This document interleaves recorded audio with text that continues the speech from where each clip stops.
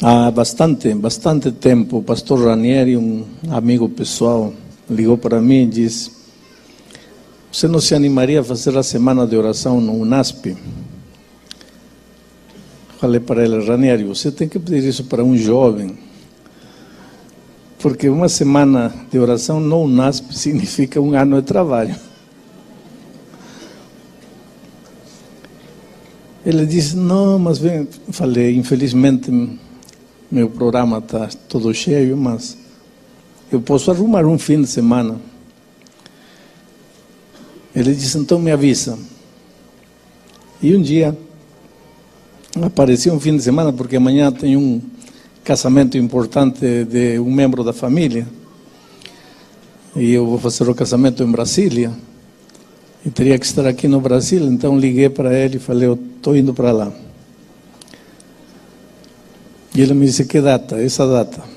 Não, me disse, tem uma caravana da Esperança lá em Cuiabá. Falei: bom, é a única data. Mas você poderia vir mesmo não estando eu? Falei: não se preocupe, você não precisa estar. Vai lá, faz a caravana. Então não achem que é falta de cortesia do pastor Ranieri o fato de ter me convidado e ele não estar aqui. Mas ele já tinha se comprometido com antecedência. Mas esta era a única data que eu poderia estar aqui. Estou com muita alegria. E agradeço ao pastor Ranieri pela oportunidade. Aqui tem muita gente linda que forma parte da minha experiência passada. Tem muitos pastores já aposentados como eu. E a cada um deles eu devo um pedacinho da minha experiência. E eu não vou poder ter a oportunidade de abraçar todos vocês. Quero que me desculpem por isso. E quero que saibam que todos os que passaram por minha vida, de alguma maneira, no trabalho, no relacionamento, têm deixado alguma marca, alguma contribuição para ser o ser humano que sou, o cristão que sou. O homem que se atreveu a me chamar do Peru quando ninguém me conhecia aqui no Brasil, o pastor Paulo Stamino, que deve estar aqui, não sei. O pastor que se atreveu a me nomear diretor de jovens de uma união, o pastor Floriano Xavier dos Santos, que não sei se está também aqui. E assim como ele, está lá. Que bom, pastor.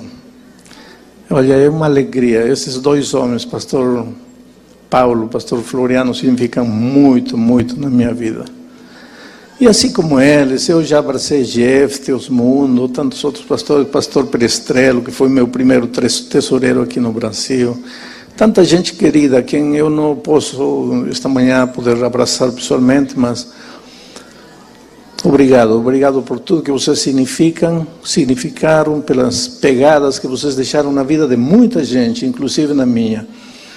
Quando eu era jovem, não? E imaginem, eu já estou aposentado, Natanael, estou orando por você, um grande amigo, tanta gente linda aqui. Bom, vamos abrir a palavra de Deus, queridos.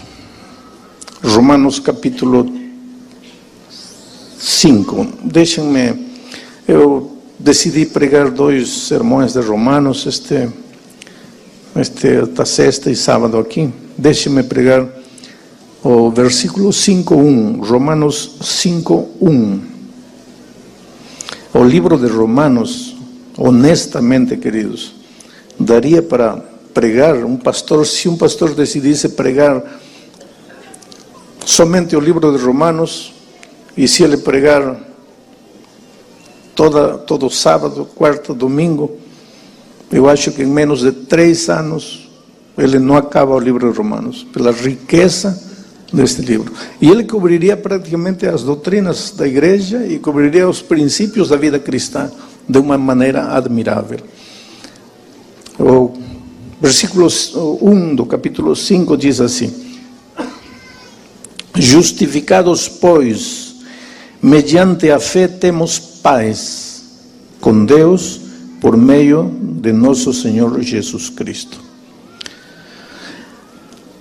Já que tem a Bíblia aberta, leiam o último verso do capítulo 4.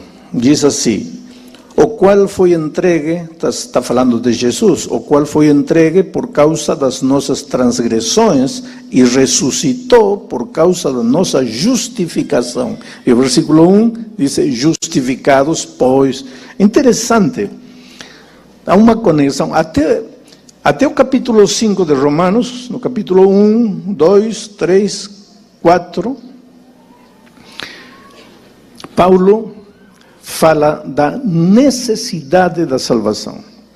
Paulo tenta conscientizar o leitor de que precisa ser salvo. Ele está mal, o ser humano está mal, está deteriorado pelo pecado. No capítulo 1, especialmente, ele apresenta um quadro triste das depravações, das misérias do ser humano sem Deus.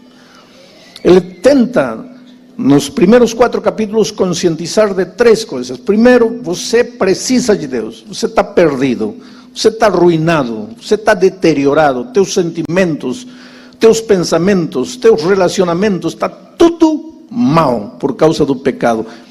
Então você precisa de Jesus. E essa justificação que Jesus vai te dar é unicamente pela graça. Agora, a partir do capítulo 5, Paulo começa a falar dos benefícios da salvação. Dos benefícios da salvação. Interessante.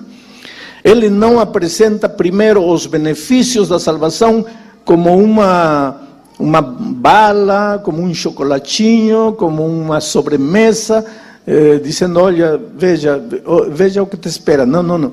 Ele primeiro começa a epístola aos Romanos conscientizando da miséria do ser humano. Entende por que você precisa ser salvo. Como dizem na gíria, cai na real, acorda.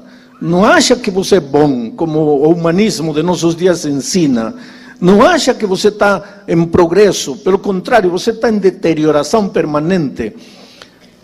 Interessante que hoje muitas vezes se enchem em estádios, auditórios enormes, apresentando: olha os benefícios, você não vai ficar doente, você não vai ter isto, você não vai ser pobre, você vai sair das dívidas.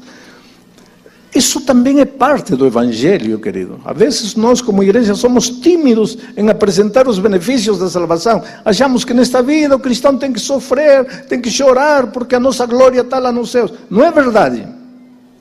Não é verdade. É verdade que nesta terra haverão aflições, mas que o cristão tem que se rastejar no mundo, não é verdade. Agora, está errado quando o motivo para chamar as pessoas para a salvação são os benefícios. Deveríamos fazer como Paulo, trazer as pessoas para a salvação pela conscientização da sua necessidade. E aqui vem a participação maravilhosa do Espírito Santo, conscientizando o ser humano da sua realidade triste. Mas esse não é o meu tema, não vou analisar a Epístola aos Romanos. Meu tema é o capítulo 5, verso 1, e mais especificamente o termo paz. Diz: justificados, pois, mediante a fé, temos paz com Deus. Paz com Deus. Paz. A paz é o contrário do medo. O medo é ansiedade, é incerteza. O medo te amputa, te incapacita, te enfraquece. O medo te aniquila. O medo, a pior arma que o inimigo tem para destruir o ser humano é o medo. A paz é o contrário. Agora, pensa nisto. O primeiro sentimento negativo que o inimigo colocou no coração do ser humano quando pecou foi o medo. O medo. O primeiro sentimento negativo que o inimigo colocou no coração do ser humano quando caiu foi o medo. Era como se o diabo dissesse assim: colocando medo no coração do homem, não preciso fazer mais nada para destruí-lo, porque ele sozinho vai se destruir, ele sozinho vai acabar, ele sozinho vai se aniquilar. O medo. Agora, quando você vai a Jesus, diz Romanos 5:1, quando você vai a Jesus e é justificado por Ele, o primeiro sentimento que Deus coloca na tua vida é a paz, o contrário do medo. É interessante, você pode ter chegado esta manhã aqui trazendo a sua vida rasgada, feita a pedaços, casamento destruído, endividado na vida financeira, pode estar doente, pode estar enfermo, pode estar com seus relacionamentos deteriorados, não consegue dormir, solidão, culpa, enfim, é o ser humano. Você vem numa reunião como esta para ouvir a palavra de Deus e ouve falar do Senhor Jesus Cristo, e você, na hora do apelo, se entrega a Jesus Cristo, esperando que desapareçam as dívidas, que desapareça a doença, que desapareçam as dificuldades no relacionamento familiar, etc, etc, etc. E você vai à frente para se entregar a Jesus, esperando todas essas bênçãos maravilhosas que todo ser humano precisa, e Jesus, em lugar de resolver teu problema de dívidas, em lugar de fazer cair um emprego do céu, em lugar de acertar o relacionamento familiar, Ele, quando você chega aqui à frente, Ele te dá paz. E às vezes você pode olhar para Deus e dizer: espera um pouco, Senhor, está tudo bem, eu preciso paz, tudo isso, mas primeiro me ajuda a resolver as dívidas, primeiro me ajuda a arrumar um emprego, primeiro me sara, me cura, me levanta. E Ele, em lugar de fazer tudo isso, te dá paz. Por quê? Isto é interessante, querido. Por quê? Primeira razão, porque o primeiro sentimento negativo que o inimigo colocou no coração humano quando pecou foi o medo, contrário da paz. Agora, o primeiro sentimento que Deus coloca em teu coração quando você é justificado é o contrário do medo, a paz. Por quê? Porque uma pessoa com paz no coração é o melhor instrumento para a realização dos grandes milagres divinos. Porque há dois tipos de milagres: os milagres sobrenaturais e os milagres naturais.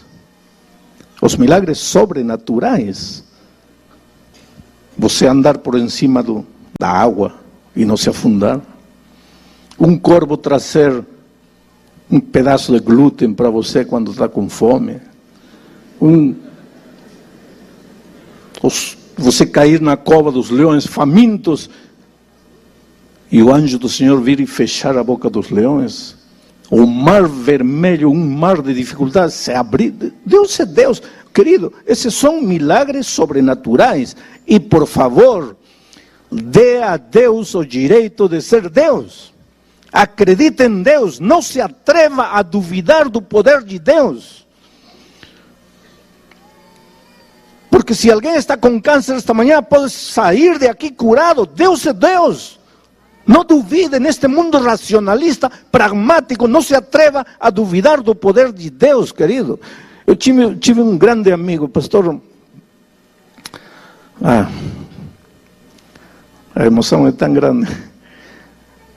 Jerry Patzer, presidente da União Norte da Califórnia, um grande homem. Ele um dia disse: eu não sei por que tanta gente não consegue aceitar que um grande peixe, vamos dizer que seja uma baleia, eu não sei como tanta gente não consegue entender que um grande peixe engoliu Jonas. O teve dentro da barriga 3 dias, não o digeriu, e 3 dias depois o jogou vivo. Ele dizia: eu não entendo como tem gente que não pode aceitar isso. Porque conhecendo o Deus que conheço, dizia ele, se a Bíblia dissesse que Jonas engoliu uma baleia, a teve na barriga 3 dias, não a digeriu, e 3 dias depois a jogou viva, conhecendo o Deus que tenho, eu acreditaria. E não entanto, meu querido amigo Jerry Patzer morreu com um câncer na flor da vida. Como você entende essas coisas? Querido, Deus é Deus e pode fazer milagres sobrenaturais na hora que Ele quiser, quando Ele quiser, com quem quiser e porque Ele quer. Milagres divinos sobrenaturais não são atribuições humanas. Mas a maioria dos grandes milagres divinos são milagres naturais.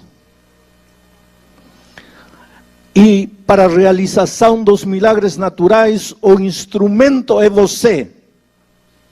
Porém, você justificado e você com paz em seu coração. Você justificado e você com paz em seu coração.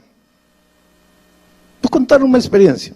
Um dia eu estava na divisão, eu trabalhava ainda, uma senhora liga para mim: pastor, ore por mim, eu tenho um tremendo problema, eu sei que se o Senhor orar, está tudo resolvido. Qual é o seu problema, irmã? Eu estou devendo 40 mil reais, pastor. E meu marido ganha 800 reais por mês. E eu não trabalho afora porque eu cuido da casa. Agora me diga uma coisa. Uma família que recebe 800 reais por mês poderá pagar uma dívida de 40 mil reais? É problema ou não é problema? Problemão. E ela disse, e o pior de tudo, pastor, é que meu marido não sabe que estou devendo 40 mil reais. E o pior de tudo, pastor, é que eu peguei dinheiro com agiotas e eles estão me ameaçando com me matar se eu não pagar. E por que você não conta para seu marido? Porque ele me mata, pastor. Essa mulher não tinha saída. Se não paga, os agiotas matam. Se conta,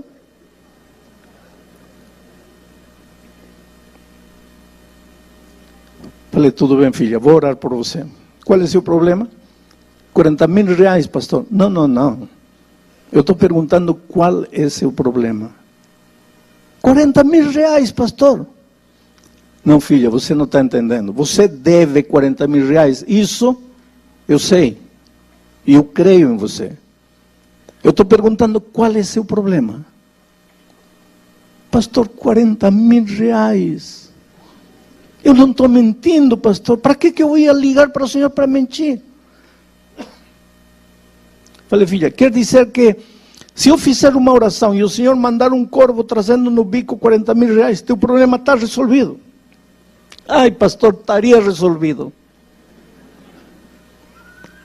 Filha, teu problema não estaria resolvido, porque teu problema não são os 40 mil reais. Pastor, sim, não, filha. Teu problema é outro, teu problema está no coração. Por que você se empresta dinheiro quando você sabe que não pode pagar? Por que você oculta a verdade de seu esposo? Você traz uma ferida no coração e você não percebe. E enquanto essa ferida não for curada, teu problema não está resolvido. Porque Deus te manda 40 mil reais hoje, próximo ano você vai me ligar, pastor, 10 mil reais. Aí, 6 meses depois, pastor, 5 mil reais. 5 anos depois, pastor, 50 mil reais. Teu problema não é dinheiro. Não estou dizendo que não precise. Não estou dizendo que você não deve. Teu problema está no coração. Há uma ferida que sangra e se manifesta no fato de procurar dinheiro quando você sabe que não vai pagar. Ela começou a chorar no telefone. E me disse, pastor, o senhor é um profeta. Mas por que, filha? Eu disse, pastor, o senhor acaba de descrever minha vida. Eu nasci no interior de Pernambuco, numa cidade pequenina. Meus pais eram pobres. De criança eu só ouvia 3 coisas. Não se pode, não tem dinheiro, somos pobres. Queria um picolé, somos pobres, não tem dinheiro, não se pode. A escola ia de excursão, somos pobres, não tem dinheiro, não se pode. Pastor, isso me massacrava. Somos pobres, não tem dinheiro, não se pode. Aí quando eu fiquei maior, eu comecei a gastar. Mas que dinheiro? Aprendi a me emprestar dinheiro. E gastava. Pastor, um dia chegou um momento em que eu devia a metade da cidade pequena onde eu morava. Eu não podia sair na rua que alguém já estava me cobrando. Aí pensei, que faço? Saí na rua, na estrada, uma noite, peguei carona com um caminhoneiro, vim para São Paulo. Cheguei em São Paulo. E quando cheguei em São Paulo, levantei as mãos para cima e disse, graças, meu Deus, aqui vou começar de novo. Como vai começar de novo, deixando lá? Oh, querido, jamais se começa de novo sem consertar o passado. Não tem jeito de começar de novo. Começar de novo. Se consagrou a Deus, começou a orar, a estudar a Bíblia, conheceu na igreja um jovem cristão, casou com ele, cristão, bom menino, mas ganhava R$800. Veio um filho, veio outro filho, e agora estava devendo R$40.000. E agora? Ia fazer o quê? Fugir de São Paulo, ir para Tóquio. E quando devesse a metade de Tóquio, ia ir para onde? Para a Lua. Você vê que a dívida não era o problema, querido. O que você diria esta manhã se eu te dissesse assim? A enfermidade que você tem no corpo não é problema. Aí você diria, pastor, para você não é problema, porque você está bem. Mas olhe para mim. O que você diria se eu te dissesse hoje que a falta de emprego não é problema? O que você diria se te dissesse que o fato de você não conseguir uma noiva, um noivo, não é problema? O que você diria se eu te dissesse que o fato de o casamento estar se fazendo pedaços, que nesse relacionamento deteriorado, a tua esposa não é o problema, o teu marido não é o problema? O que você me diria? Você diria, pastor, que o senhor não conhece a minha situação, mas se conhecesse de perto, veria que sim é problema. Não, não é problema. O problema, querido, 99% dos problemas não estão fora da gente. 99%, não estou exagerando, 99% dos problemas estão dentro da gente. Lembra quando Pedro e seus companheiros estavam no mar da Galileia e Jesus apareceu aquela noite? Havia vento, havia tempestade, havia trovão, havia escuridão. E se você perguntasse a Pedro e aos discípulos, qual é o problema? Eles diriam, como qual é o problema? Não está vendo, está escuro, está chovendo, a água está entrando, vamos afundar, esse é o nosso problema. Não era o problema. Porque quando Jesus chegou na vida deles, não acalmou a tempestade, não fez o sol sair, não parou o vento, as ondas continuaram gigantescas. O que fez Jesus aquela noite quando chegou? Resolveu o problema. Mas então como continuou a tempestade? Porque a tempestade não era problema, o problema era o coração. E quando Jesus chegou aquela noite, arrancou o medo do coração, colocou a paz, a segurança, a certeza. E aí esse covarde Pedro, que estava achando que ia morrer, que ia afundar, quando o medo foi arrancado do seu coração, quando a paz, a certeza entrou em seu coração, esse Pedro se levantou e começou a andar em meio da água. O vento continuava, a crise continuava, as dificuldades continuavam. Que me importa? Estou curado. E em nome de Jesus foi capaz de andar por cima da água. O problema, querido, é nosso coração. Não é que teu marido é mulherengo, é que você é ciumenta. Aliás, de mulherengo, quero dizer algo, entre parênteses, para os homens. Espero que não haja nenhum mulherengo aqui. Mas os psicólogos estão discutindo ultimamente que uma das causas que levam o homem a ser um mulherengo é o medo. Que é isso? Medo. Medo de quê, pastor? Medo de não ser homem.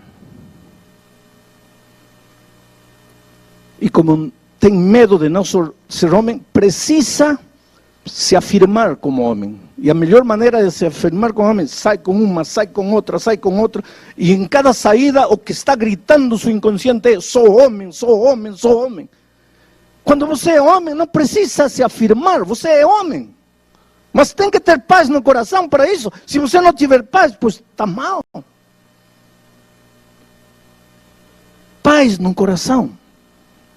E quando você vai a Jesus, a primeira coisa que ele faz é arrancar o medo que o inimigo te colocou, e agora coloca paz em teu coração.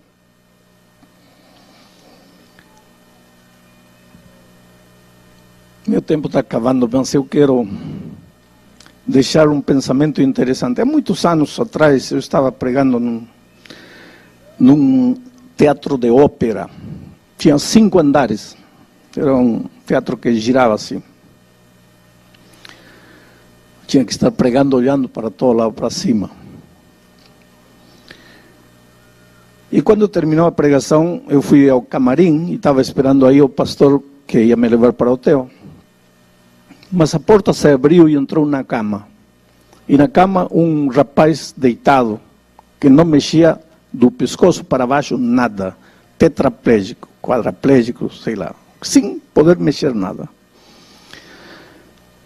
Eu conhecia a história porque já tinha me contado. Nasceu e cresceu na igreja aquele menino. Quando foi para a faculdade, para a universidade, ele um dia achou que seus pais estavam errados, que a Bíblia estava errada, que o Evangelho foi uma etapa na vida dele, que ele já tinha superado tudo isso. E ele saiu da igreja, ria dos pais, burlava de todo mundo, caçoava de todo mundo. Não queria saber nada com Deus, nada com a igreja, nada com a Bíblia, nada com o Evangelho. Um sábado de manhã, enquanto os pais estavam no culto, como hoje, ele estava na beira do rio com amigos, bebendo cerveja, dançando, fumando, felizes da vida. Lá pelas 4 da tarde já tinham bebido bastante, comido bastante carne, a mente já estava embotada já. O problema do álcool é esse, que chega um momento que você não sabe o que está fazendo. Perde a noção do risco, do perigo, então decidiram se jogar no rio de uma altura aí de 4 metros, e como a água estava meio turva, eles não perceberam que havia uma rocha, quase a flote. Ele se jogou, foi o primeiro, e caiu de cabeça na rocha. E literalmente se partiu o crânio. E ficou quase 1 ano entre a vida e a morte, os médicos para salvar, lutando. E finalmente saiu do hospital. Mas saiu condenado não a uma cadeira de rodas, condenado a uma cama para o resto da vida. Tornou-se uma criança. A coitada mãe cuidava dele para tudo, porque ele não conseguia fazer nada, mexia apenas a cabeça. Agora, em lugar de se arrepender ou ver isso como uma oportunidade para voltar a Deus, ele se revoltou muito mais contra Deus. E começou a insultar e a xingar a Deus. Eu nunca vi na vida alguém xingar a Deus como ele fazia. Mas com palavras assim feias, horríveis. E não é só isso, ele gritava com os pais, ele dependia para tudo da mãe e agredia a mãe. O pastor visitava, não queria pastor, os jovens foram a cantar para ele, não queria nada de nada. De cada 10 palavras que falava, 8 eram palavrões. Revoltado com a vida, revoltado com Deus, revoltado com todo mundo. Aí cheguei para pregar. E os pais, coitados, disseram: olha, se o pastor Bulhão fala com ele, talvez aconteça alguma coisa. Não é assim. A vida não é assim. Trouxeram ele. Ele já entrou me xingando. Nunca tinha me visto na vida. Já entrou me agredindo. Eu me aproximei dele, eu entendia, tentava entender a situação em que ele se encontrava, a dor que ele carregava. E disse: filho, veja, Deus te ama. Quero que saiba que Deus te ama. ¿Para que falei de Deus? Foi aí que voltou todas as armas contra Deus. E aquilo já me deixou mal. Ele agredir, falar essas coisas contra Deus. Falei: filho, qual é teu problema? Como qual é meu problema? Está cego? Não está vendo? Qual é meu problema? Falei: o fato de que você está deitado na cama e não pode se mexer, esse não é problema. Ah, não é problema. Então quer ficar, quer trocar de lugar comigo? Quer ficar aqui? Não, não quero. Só que estou falando que esse não é teu problema, filho. Teu problema está no coração. Teu coração está cheio de ódio. E esse veneno de ódio que está enchendo o teu coração está rebaçando. Só que esse teu veneno não faz mal às outras pessoas, mas esse teu veneno está te matando a ti mesmo. Você está morrendo por dentro. Eu sei que tua situação na cama não deve ser a mais cômoda, mas tua pior situação é o coração cheio de veneno, cheio de ódio, de revolta. O que Deus te fez, filho? Ele te empurrou para o rio? Não. O que teus pais fizeram? Vê o amor com que tua mãe te cuida. Por que você agrede ela? Olha, teu problema vai acabar o dia que um dia você gritar a Deus e dizer: Senhor, me entrego, me perdoa, aceito, tira o veneno do meu coração. Mas enquanto esse veneno estiver em teu coração, não tem solução para você. Ele começou a gritar, e começou a gritar com os pais: para que me trouxeram? Eu falei para não me trouxer. E todo mundo levou a cama de volta. Ele bravo. Passaram 5 anos. Cheguei naquela cidade de novo para pregar naquele mesmo teatro de ópera. Terminei de pregar, estava no mesmo camarim esperando o pastor para me levar no hotel e de repente a porta se abre e a cama entra de novo. E pensei tudo de novo. Só que ele trazia um sorriso no rosto. E disse: pastor, não se assuste, não vou lhe fazer nada. E chegou perto e disse: pastor, eu só vim para lhe agradecer. Obrigado, pastor. A última vez eu fui malcriado, eu quero lhe pedir desculpas. Falei: filho, não. Eu acho que quem tem que pedir desculpas sou eu. Eu acho que naquele dia eu não te disse o que você estava querendo ouvir. Ele disse: não, pastor, você não me disse o que eu queria ouvir. Você me disse o que eu precisava ouvir. Mas aquele dia, pastor, eu saí de aqui odiando o Senhor. Odiando-o. Há muito tempo que eu não falava com Deus. Aquela noite eu orei, mas pedindo para Deus matar o Senhor. Porque eu achei o Senhor um homem insensível. Como teve coragem de me dizer tudo que me disse, sabendo que eu não podia me defender? Mas, pastor, até aquele dia todo mundo me passava a mão na cabeça e dizia: coitadinho, coitadinho, coitadinho. Eu me sentia um coitadinho, mas aquele dia, pastor, o Senhor me disse coisas que me doeram, mas depois quando eu fui para casa fiquei pensando. Levei 7 meses, pastor, com esse ódio pelo Senhor em meu coração. Só que sua voz não saía do meu ouvido. Filho, teu problema não é o estado em que você está, teu problema é teu coração cheio de ódio. E esse ódio está te matando a ti. E essa situação vai acabar quando você olhar para Deus e clamar por perdão e suplicar. E, pastor, uma noite, na madrugada, eu não conseguia dormir, comecei a chorar a gritos. E disse: Senhor, arranca este sentimento negativo do meu coração, arranca o medo, o ódio, me cura. Meus pais chegaram assustados. O que foi? Aquela noite, pastor, dormi, e dormi tão bem. Quando acordei, percebi que havia sol. Pastor, todos os dias o sol saía, mas eu não enxergava. Percebi que os passarinhos cantavam todos os dias no meu jardim, mas eu não ouvia, porque eu só pensava em meu ódio, em minha dor, na minha situação.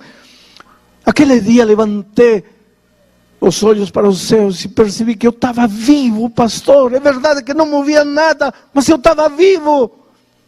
E agradeci a Deus e disse: Senhor, obrigado porque estou vivo. Todos os dias, pastor, às noites eu acordo ou durmo dizendo a Deus: Senhor, me faz acordar com alegria, com paz em meu coração. Nestes 5 anos que passaram, pastor, eu tenho trazido mais de 20 jovens para a igreja. Mas como 20? Como? Como você faz isso? Ah, pastor, é que os jovens da igreja me levam, e eu peço para eles me levarem na boca do lixo da cidade, onde está a prostituição, as drogas.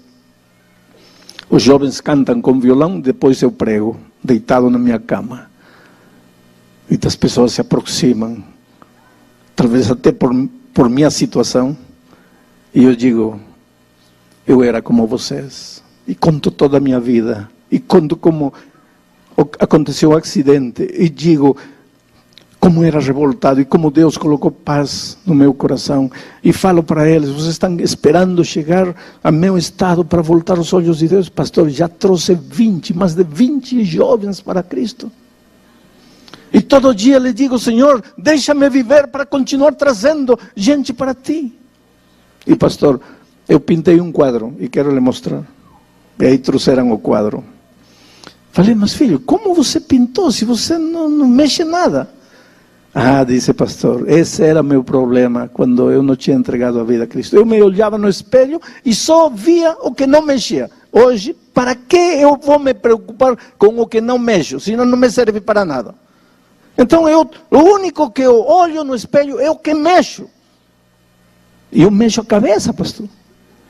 Eu aprendi a pegar o pincel com a boca e a pintar com a boca. E este quadro eu pintei com a minha boca. E é um quadro impressionante. Tem várias cenas. Aqui tem um monstro. Você tem que dar um desconto, porque foi pintado com a boca por alguém que está aprendendo a pintar com a boca. Mas aqui tem um monstro com chifres e rabo. No segundo quadro, já não tem chifres o monstro, mas tem rabo.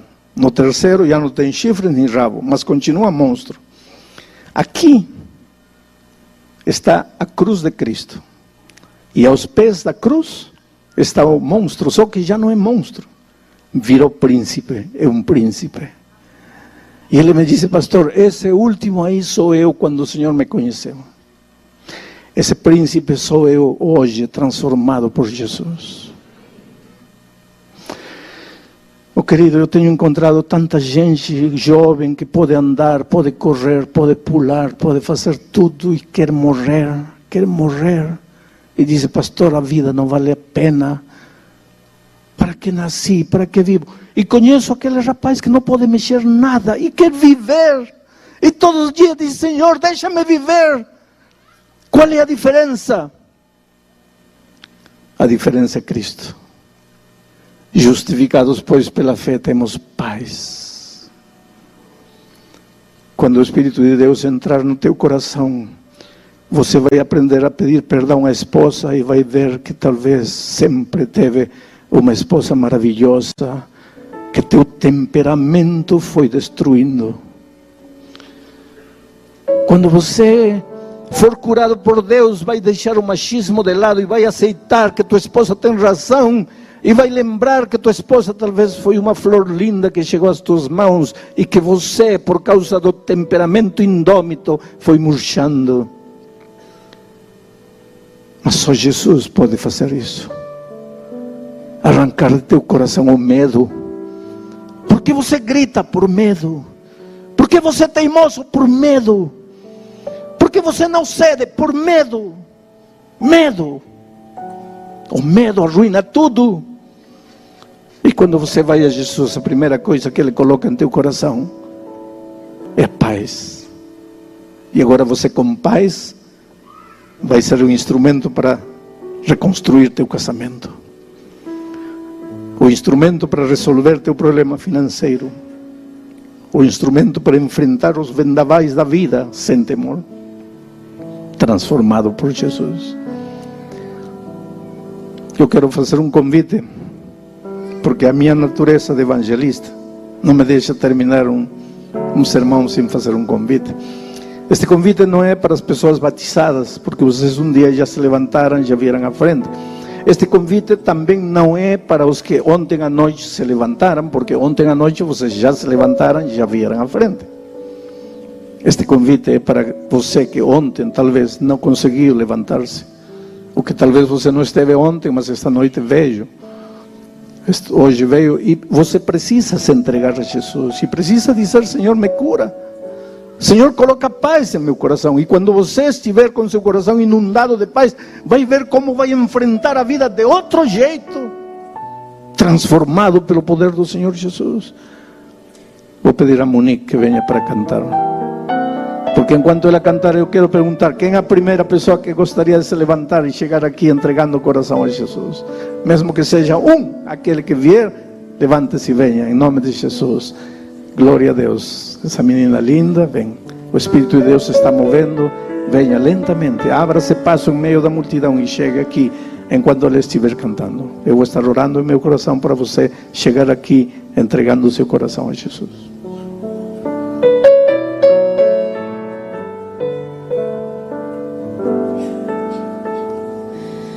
Hoje se ouvirdes a sua voz, não endureçais vosso coração. Essas são palavras do Espírito de Deus, que outra vez você ouviu. Não resista mais ao convite. Nos braços de Jesus cabemos todos nós. Ele nos restaura com o toque de sua mão. Mas qual será tua decisão? Para toda culpa e dor, Jesus tem a cura. Para quem quer viver, Ele é o pão. Para qualquer sofrer da alma, Ele traz a paz. Para quem nada tem, Ele tudo é.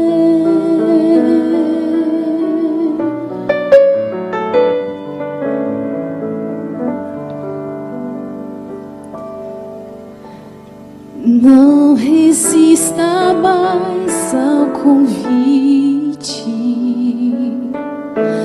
Nos braços de Jesus cabemos todos nós. Ele nos restaura com o toque de sua mão. Mas qual será tua decisão? Para toda culpa e dor, Jesus tem a cura. Para quem quer viver,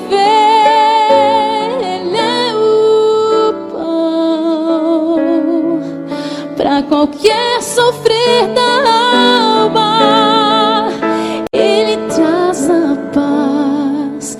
Para quem nada tem, Ele tudo é. Para toda culpa e dor, Jesus tem a cura. Para quem quer viver, Ele é o pão. Para qualquer sofrer da alma, Ele traz a paz.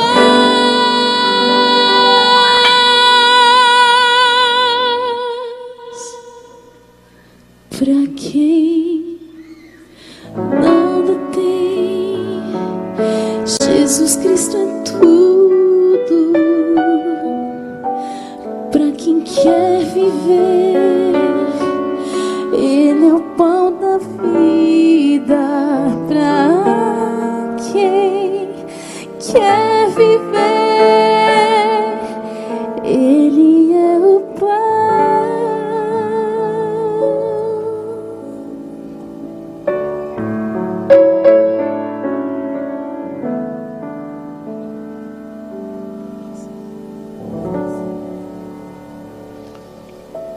Cheguem mais perto, por favor.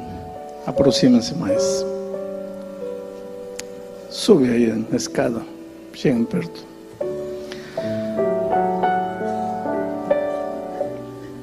Eu deveria agradecer a Deus por este lindo ramilhete de flores.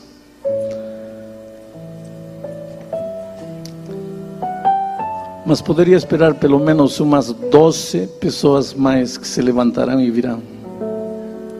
Pelo menos 12 pessoas mais que sentadas aí estão sentindo a voz de Deus trabalhando em seu coração. Eu não sei quem é você, mas de repente você é um aluno, estudante, precisa tomar sua decisão.